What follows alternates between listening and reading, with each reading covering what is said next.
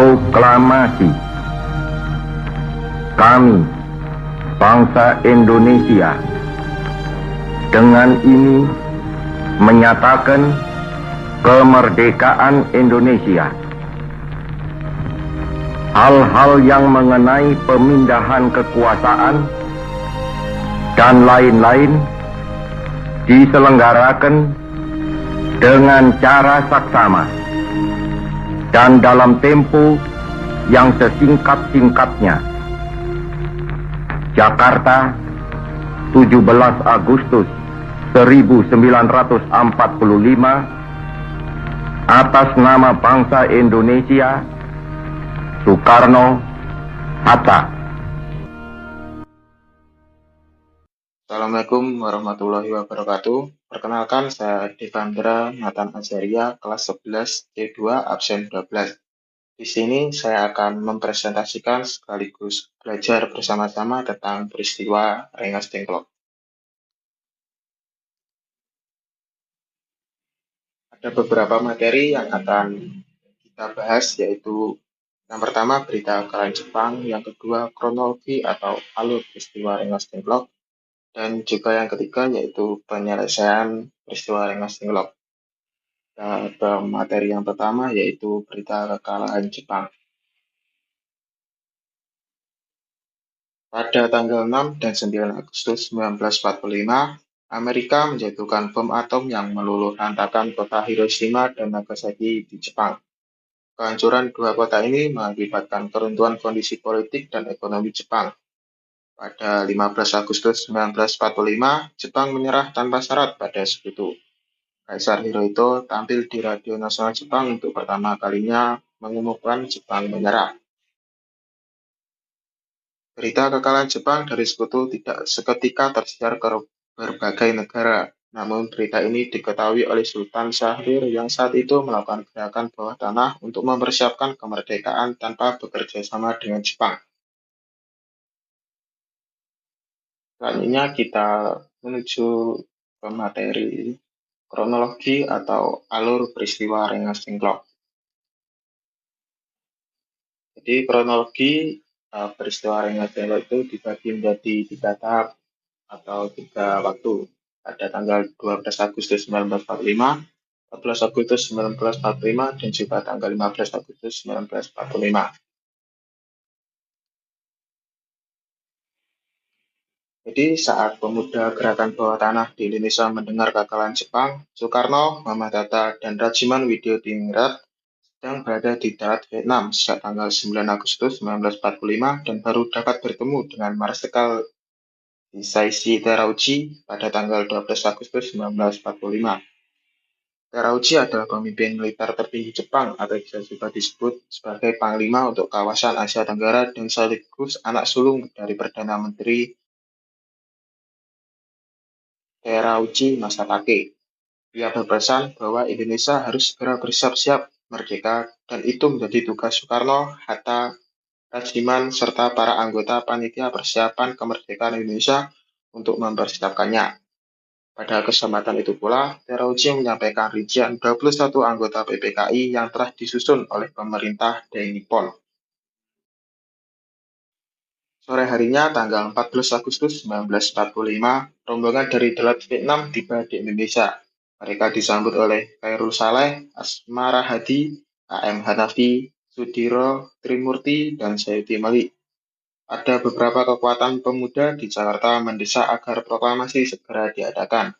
Mereka mencegat di sekitar Kemayoran, Jakarta, meminta kepada Bung Karno dan sekaligus memberitahu kepada Bung Karno bahwa Jepang sudah menyerah pada hari itu. Tanggal 15 Agustus 1945, Jepang menyatakan menyerah. Nah, padahal kan Jepang sudah menjadikan kemerdekaan Indonesia. Kalau Jepang menyerah, Jepang tidak punya kekuasaan lagi untuk menepati janjinya kan. Sehingga Jepang secara etika harus menjaga status quo. Oleh karena itu, Indonesia menjadi vacuum of power. Apa sih status quo dan juga vacuum of power?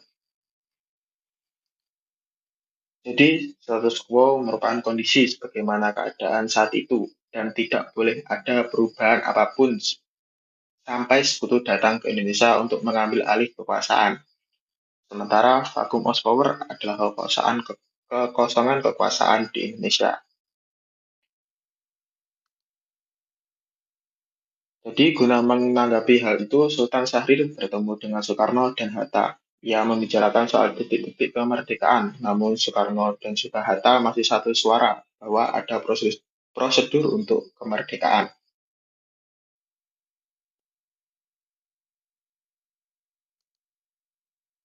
Malam harinya, para pemuda dari kelompok Menteng 31 antara lain Khairul Saleh, Johan Nur, Abu Bakar Lubis, Armansyah, dan Subadio Sastro Satomo berkumpul di belakang Exmen Institute.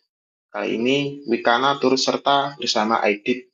Mereka kembali membahas rencana proklamasi kemerdekaan Indonesia.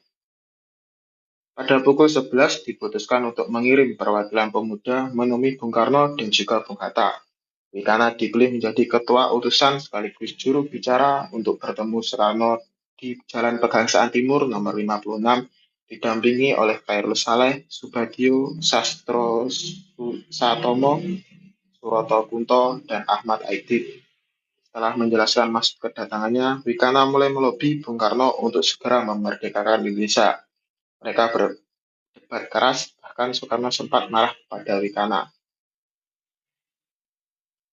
Menjelang sahur pukul 1.30 dini hari, lobi Wikana gagal. Akhirnya para pemuda undur diri dan melanjutkan rapat ke asrama Baperpi di Jalan Cikini nomor 71. Gagal melobi di Pegangsaan, para pemuda kembali merapatkan barisan. Mereka memutuskan kemerdekaan harus dinyatakan sendiri oleh rakyat. Jangan menunggu kemerdekaan dari Jepang. Para pemuda berencana untuk menjauhkan Soekarno-Hatta dari tangan Jepang dan membawanya keluar dari Jakarta. Pada tanggal 16 Agustus 1945, para pemuda pada dini hari meluncur dari Cikini Raya dengan membawa 2 mobil untuk membawa Soekarno-Hatta ke Rengas Dengklok, sebuah kecamatan di Kabupaten Karawang, Jawa Barat. Mereka menjemput Hatta terlebih dahulu, baru menuju ke rumah Soekarno di Pegangsaan Timur. Saat Soekarno dan Fatmawati yang sedang menggendong Guntur keluar dari kediamannya, sedan berplat hitam yang menunggu telah berisi Bung Hatta di jok belakang. Pukul 6 pagi di Rengas Dengklok, mereka turun di rumah camat lalu melanjutkan perjalanan melalui sawah dan sungai. Barulah mereka sampai di rumah di Jausi Siau. Kenapa sih Bung Karno dibawa ke Rengas Dengklok? Selain untuk menjauhkan dari Jepang, dipilihnya Rengas Dengklok itu karena relatif dekat dengan Jakarta. Karena kalau misalnya ada apa-apa kan mereka bisa bergerak dengan cepat. Nah, makanya Bung Karno dibawa ke sana dan diamankan ke sana dengan harapan Bung Karno bisa bersih dari pengaruh Jepang dan bisa langsung mengucapkan proklamasi di Rengas Dengklok. Selanjutnya kita ke materi yang terakhir yaitu penyelesaian peristiwa Rengas Dengklok. Sore hari tanggal 16 Agustus 1945 dihasilkan kesepakatan terkait pelaksanaan proklamasi antara golongan muda dan golongan tua di Jakarta yang diwakili oleh Ahmad Subarjo dan Wikana. Setelah perundingan itu selesai, Yusuf Punto mengantarkan Ahmad Subarjo menjemput Soekarno dan Hatta di Rengas Dengklok. Setelah sampai di Rengas Dengklok, Ahmad Subarjo harus meyakinkan para pemuda untuk mengizinkan Soekarno dan Hatta kembali Jakarta dengan taruhan nyawanya sendiri. Yang kedua, Ahmad Subarjo menyatakan proklamasi kemerdekaan Indonesia akan diumumkan besok pagi tanggal 17 Agustus 1945 selambat-lambatnya pukul 12.00. Dengan jaminan tersebut, Komandan Kompi Petas 4 Sudanco Sugeno bersedia membebaskan Soekarno dan Muhammad Hatta untuk kembali ke Jakarta.